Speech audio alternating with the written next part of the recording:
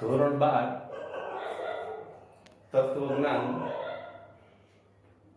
પ્રકરણ 1 અને અત્યાર સુધી પ્રકરણ 1 ની અંદરમાં વિડિયો લેક્ચરમાં આપણે ભાગ 1 થી 5 જોઈ ચૂક્યા છીએ। અત્યારે ભાગ નંબર 6 ની આગળ પર વાત કરવા જઈ રહ્યા છીએ। આપણે આગળના ભાગ જે જોયા એમાં આપણે સંયુક્ત વિધાન ના જે 5 પ્રકારો પડે એના ઉપર આધારિત આપણે આગળના વિડિયો લેક્ચર જોયા। હવે એની સાથે સંકળાયેલો આગળનો મુદ્દો એટલે જટિલ સંયુક્ત વિધાન।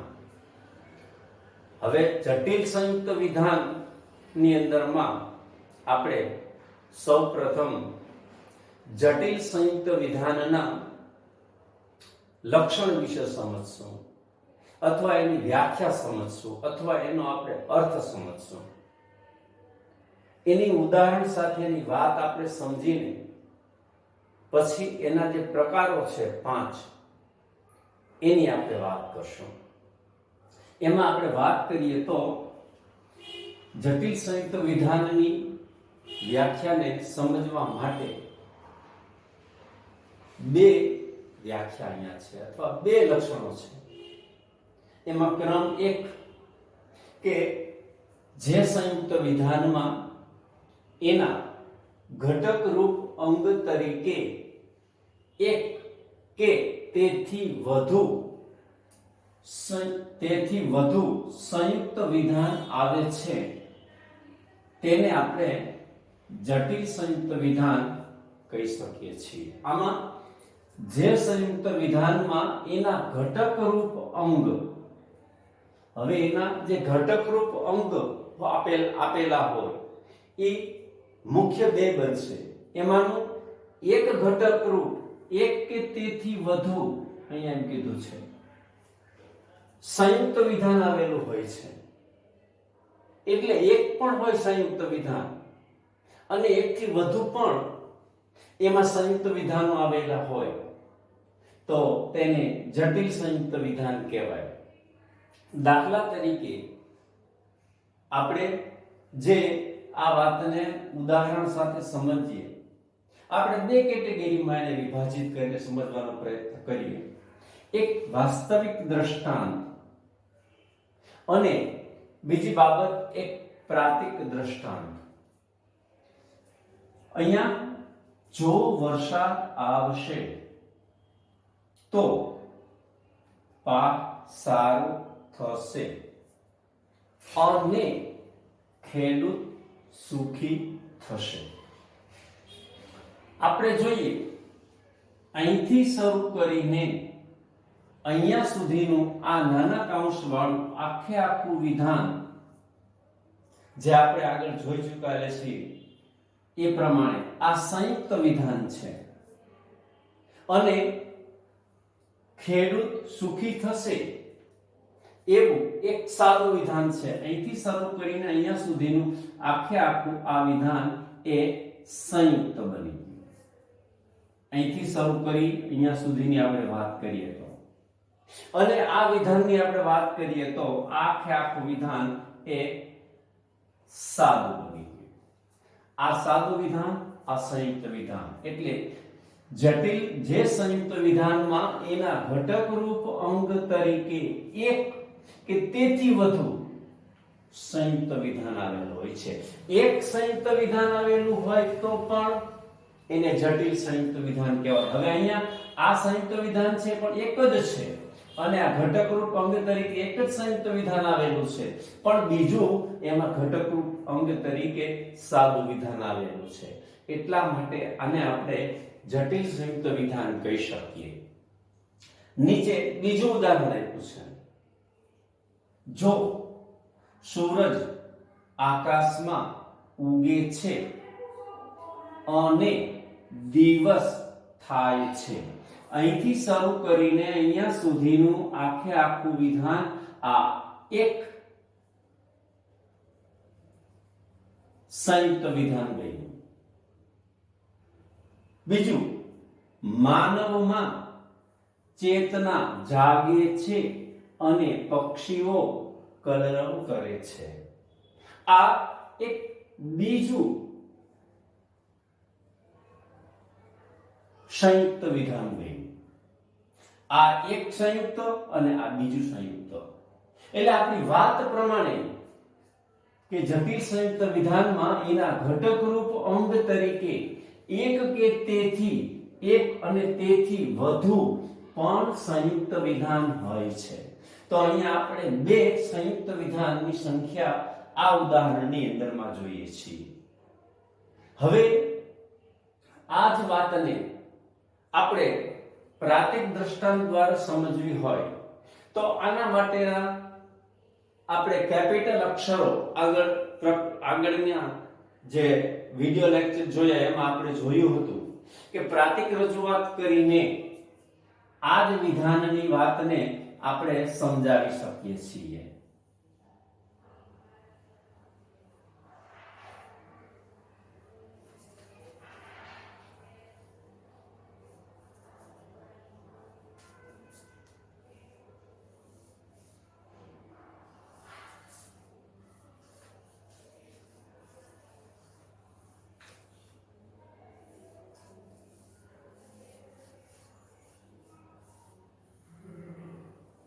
દાખલા તરીકે આમાં આપણે જોઈએ તો આના માટે વરસાદ આવશે.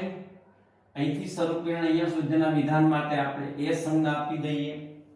અહીંયા આ જો તો આવ્યું એના માટે શરતીની નિશાની આપી દઈએ જે આપણે આગળ ભણ્યા છીએ. પાક સારો થશે આના માટે બી સંજ્ઞા આપી દઈએ. અને આવ્યું તો અને માટે આપણે સમુચય એવી સંજ્ઞા આગળ ભણ્યા છે સમુચય આપી દઈએ. અને આ બે વિધાન કરતા ત્રીજું વિધાન જુદું આવ્યું એટલે આના માટે કેપિટલ સી સંજ્ઞા આપી દઈએ. આખા વિધાનની પ્રાતિક રજૂઆત બાજુમાં લખીએ તો આ પ્રમાણે બની જાય એ શરતી બી કૌંસમાં સમુચય સી. હવે અહીંયા આ સંયુક્ત વિધાન છે, આ સાદું વિધાન છે.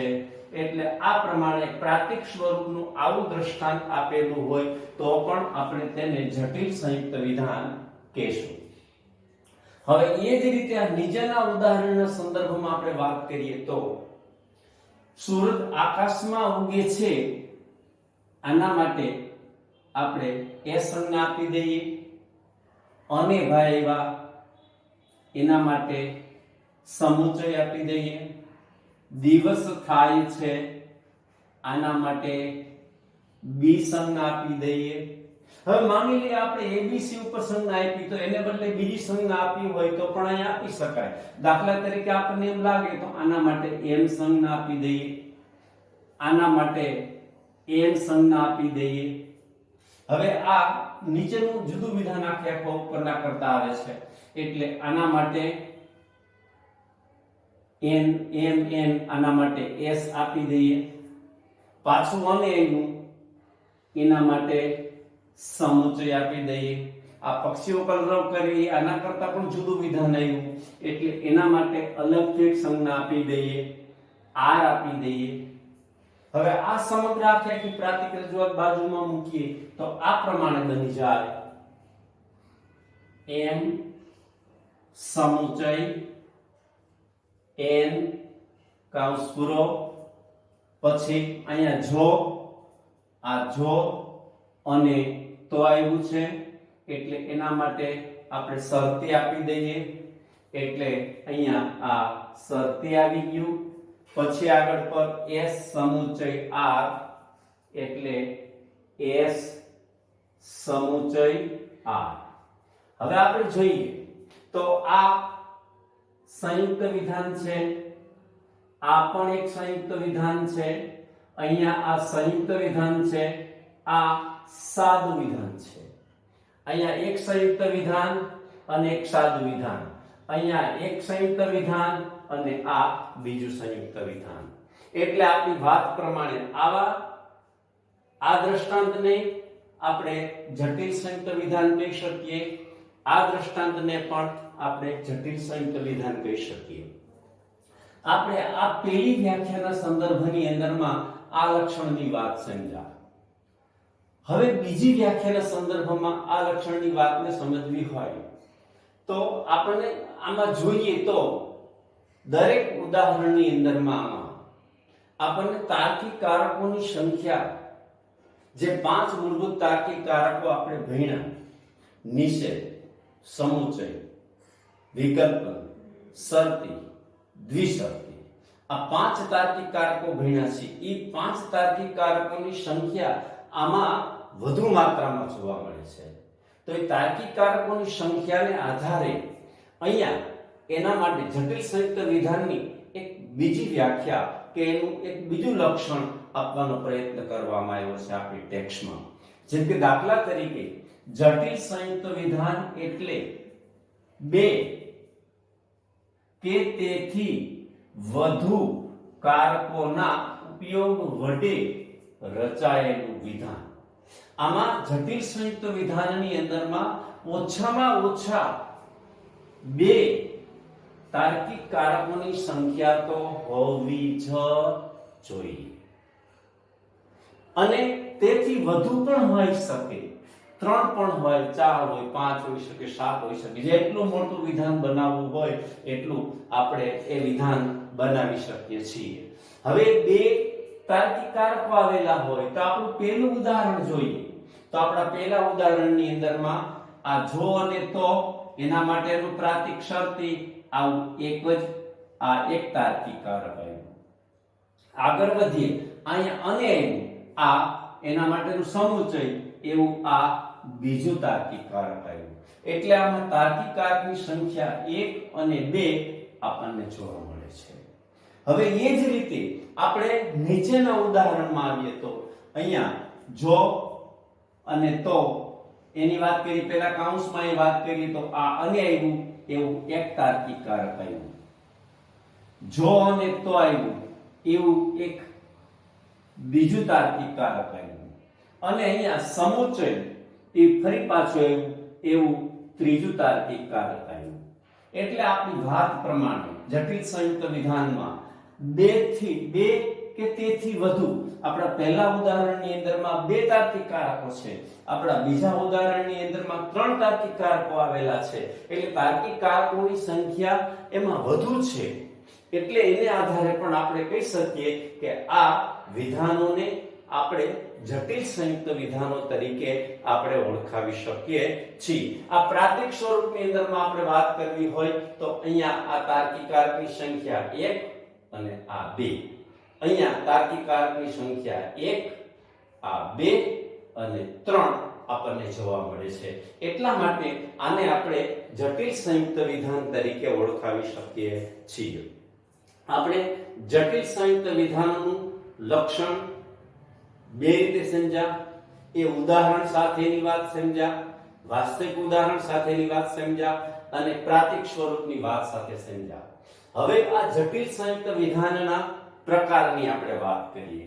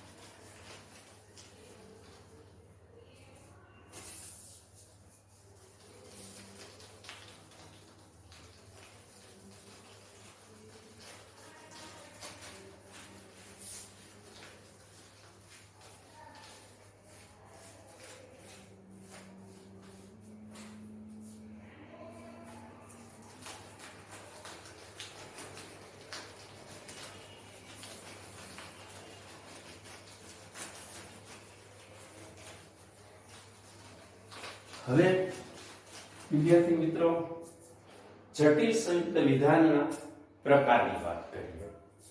જેમ આપણે આનો અડધો મુદ્દો સંયુક્ત વિધાન, તો સંયુક્ત વિધાનના આપણે 5 પ્રકાર કહીએ. જેમ કે તમને યાદ અપાવું, ક્રમ 1 નિષેધ વિધાન, ક્રમ 2 સમુચય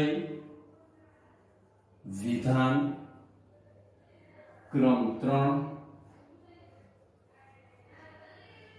વિકલ્પન વિધાન, ક્રમ 4 શરતી વિધાન અને ક્રમ 5 દ્વિશરતી વિધાન. આ વાત ધોરણ 11 ને ભણ્યા છીએ, ધોરણ 12 ની અંદરમાં પણ હમણાં આપણે ભણ્યા છીએ. આ 5 પ્રકારના સંયુક્ત પ્રકારના વિધાનને આપણે સત્યતા ફલનલક્ષી સંયુક્ત વિધાન કહી શકીએ છીએ.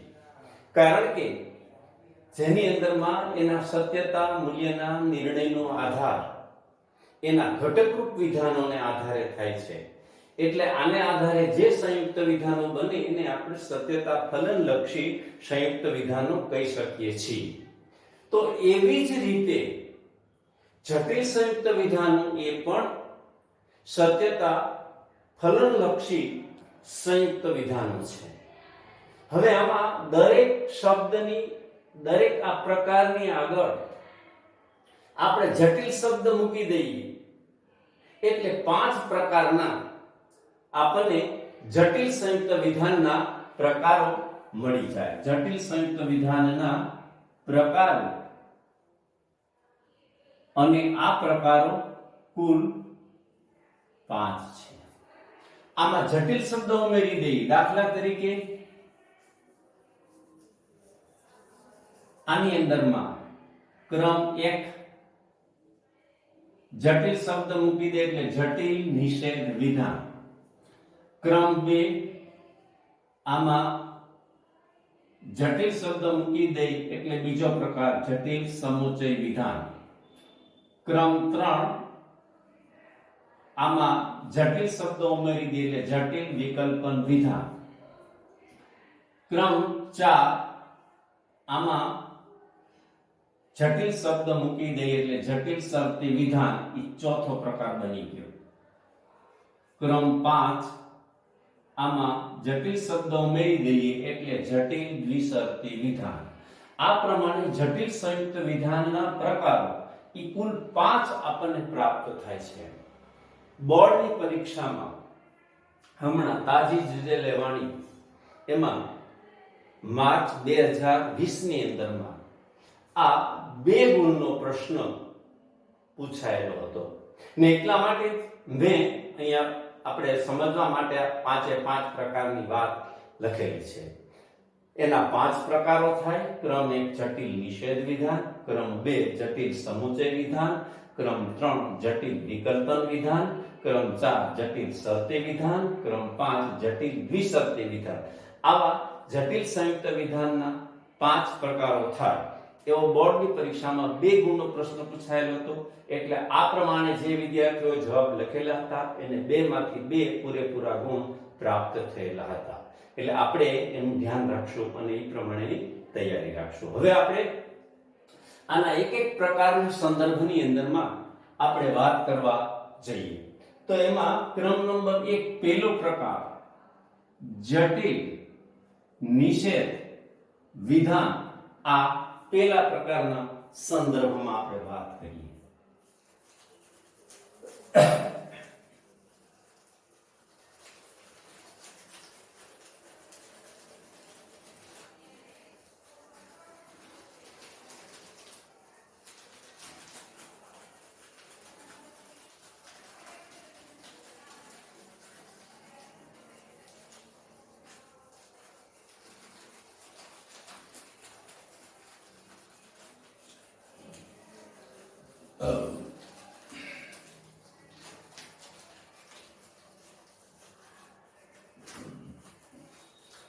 હવે જટિલ નિષેધ વિધાન એટલે શું, એના લક્ષણની આપણે વાત કરીએ, એના અર્થની વાત કરીએ તો જટિલ નિષેધ વિધાનમાં સમગ્ર સંયુક્ત વિધાનનો નિષેધ થયેલો હોય છે.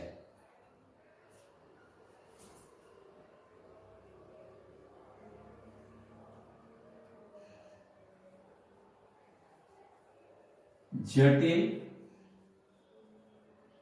નિષેધ વિધાનમાં સમગ્ર સંયુક્ત વિધાનનો નિષેધ થયેલો હોય છે. આમાં કોઈ પણ એક સંયુક્ત વિધાન આવેલું હોય, આ સંયુક્ત વિધાનનો સમગ્ર રીતે નિષેધ કરવામાં આવે. દાખલા તરીકે આપણે એમ કહીએ કે જો મહેનત કરશો તો પરીક્ષામાં નાપાસ થશો, એમ નથી. આમાં આ એક સંયુક્ત વિધાન અહીંથી શરૂ કરીને અહીંયા સુધીનું આ સમગ્ર સંયુક્ત વિધાન આપેલું છે અને આ સંયુક્ત વિધાનની અંદરમાં એમ નથી એમ લખીને આ સમગ્ર વિધાનનો નિષેધ કરવામાં આવેલો છે. ને એટલા માટે આપણે કહી શકીએ કે જટિલ નિષેધ વિધાનમાં સમગ્ર સંયુક્ત વિધાનનો નિષેધ કરવામાં આવે છે. એ જ રીતે આપણે એમ કહીએ તો કાં તો વિદ્યાર્થીઓ વાંચશે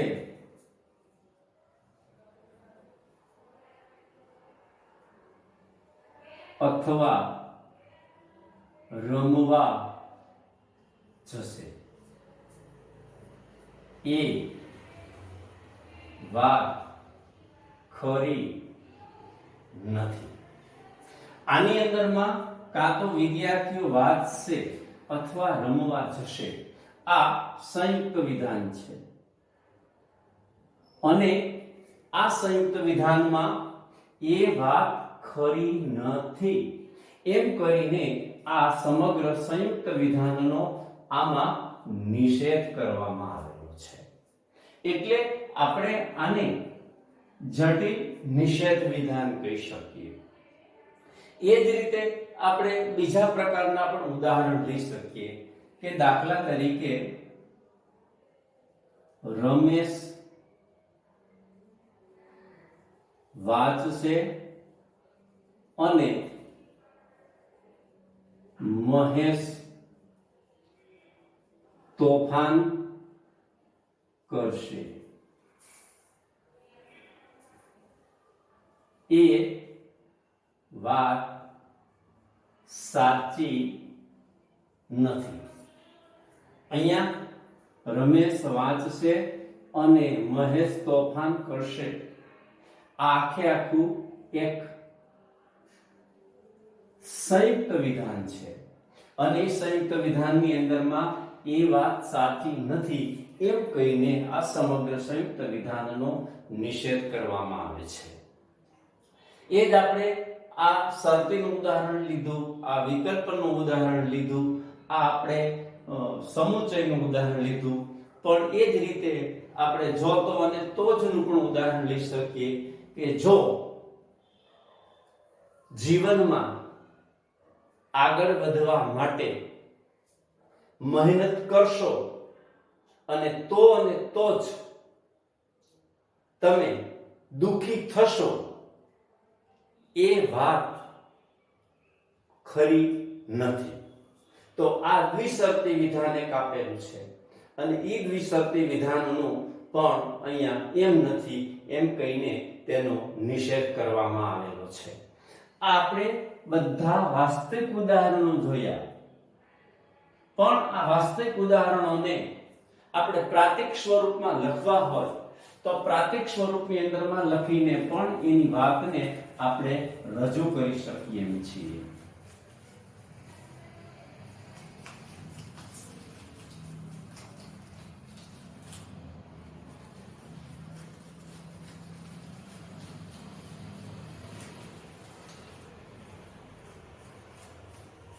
જેમ કે દાખલા તરીકે આપણા ઉદાહરણની મહેનત કરશો, આના માટે કેપિટલ M, જો અને તો આવ્યું એના માટે શરતી, પરીક્ષામાં પાસ થશો આના માટે આખા માટે P, અને એમ નથી એના માટે નિષેધ. આ સમગ્ર આખું બની ગયું કે પ્રાતિક રજૂઆત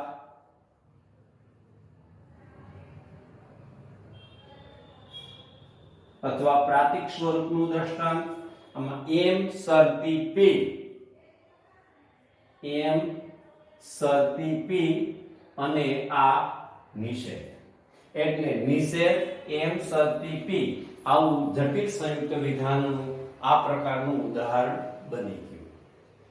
આની પ્રાતિક રજૂઆત કરવી હોય, વિદ્યાર્થીઓ વાંચશે આના માટે A, અથવા આવ્યું એના માટે વિકલ્પન, રમવા જશે એના માટે R, એ વાત ખરી નથી એના માટે નિષેધ. આખી પ્રાતિક રજૂઆત આ પ્રમાણે બની ગઈ. એ વિકલ્પન R કૌંસમાં નિષેધ વાત. એટલે નિષેધ એ વિકલ્પન R એવું એક આખું જટિલ નિષેધ વિધાન વાળું વિધાન આપણને પ્રાપ્ત થયું. એ જ રીતે આની પણ આપણે પ્રાતિક રજૂઆત કરી શકીએ. દાખલા તરીકે રમેશ વાંચશે આના માટે કેપિટલ R, અને આવ્યું એના માટે સમુચય, મહેશ તોફાન કરશે એના માટે કેપિટલ M, અને એ વાત સાચી નથી એના માટે નિષેધ. આખી પ્રાતિક રજૂઆત આપણે બાજુમાં લખીએ તો આ સમુચય M કૌંસમાં અને કૌંસની બહાર નિષેધ. એટલે નિષેધ આ સમુચય M આવી સમગ્ર આખી પ્રાતિક રજૂઆત બની ગઈ. અને આની અંદરમાં આ પ્રકારના સંયુક્ત વિધાનનો નિષેધ થયેલો જોવા મળે છે. એટલે આ પ્રમાણે જટિલ સંયુક્ત વિધાનની અંદરમાં, જટિલ નિષેધ વિધાનની અંદરમાં કોઈ પણ એક સંયુક્ત વિધાન આપેલું હોય તો એ સંયુક્ત વિધાનનો આની અંદરમાં નિષેધ કરવામાં આવે છે, જેને આપણે જટિલ નિષેધ વિધાન તરીકે ઓળખાવી શકીએ છીએ. આવા અસંખ્ય પ્રકારના ઉદાહરણો, આપણી જેવી કલ્પના, આપણા જેવા વિચારો અને જે અંગે વિચારી શકીએ એવા આપણા અનેક પ્રકારના ઉદાહરણો લઈ અને આપણે આ વાતને સમજાવી શકીએ અને આ રીતની આપણે પ્રાતિક રજૂઆત કરી શકીએ છીએ. ચાલો વિદ્યાર્થી મિત્રો, અહીંયા ભાગ નંબર 6 ની વાત આપણે પૂર્ણ કરીએ છીએ. અને આપણે પરીક્ષાની દ્રષ્ટિએ આ ઘણું બધું મહત્વનું છે, એટલે આપણે આપણી તૈયારી કરતા રહેશું, વાંચતા રહેશું, લખતા રહેશું, જેથી કરીને આપણે આપણા અભ્યાસક્રમમાં આગળ વધી શકીએ. ચાલો ફરી પાછા આગળ ભાગ નંબર 7 માં જટિલ સંયુક્ત વિધાનના બીજા પ્રકારો, જટિલ સમુચય, જટિલ વિકલ્પન, જટિલ શરતી અને જટિલ દ્વિશરતીની અંદરમાં મળશું. ધન્યવાદ. આભાર. ભારત માતા કી જય.